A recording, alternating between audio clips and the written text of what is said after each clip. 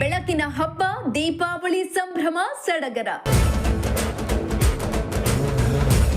ತಮ್ಮ ಊರುಗಳತ್ತ ಮುಖ ಮಾಡಿದ ಜನರು.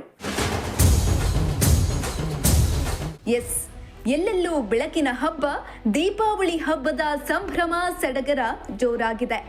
ದೀಪಾವಳಿ ಹಬ್ಬ ಹಾಗೂ ಸಾಲು ಸಾಲು ರಜೆ ಇರೋದ್ರಿಂದ ಸಿಲಿಕಾನ್ ಸಿಟಿ ಬೆಂಗಳೂರಿನಲ್ಲಿ ಕೆಲಸ ಮಾಡ್ತಾ ಇರೋ ಉದ್ಯೋಗಿಗಳು ತಮ್ಮ ತಮ್ಮ ಊರುಗಳತ್ತ ತೆರಳುತ್ತಿದ್ದಾರೆ.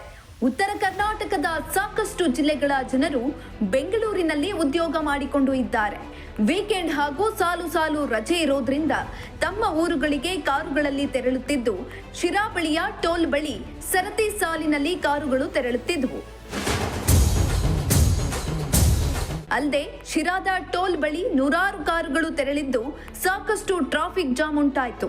ಸುಮಾರು ಗಂಟೆಗಳ ಕಾಲ ಟ್ರಾಫಿಕ್ ಜಾಮ್ ಉಂಟಾಗಿದ್ದು ಸಂಚಾರಿ ಪೊಲೀಸರು ಟ್ರಾಫಿಕ್ ಕಂಟ್ರೋಲ್ ಮಾಡಲು ಹರಸಾಹಸ ಪಟ್ಟರು.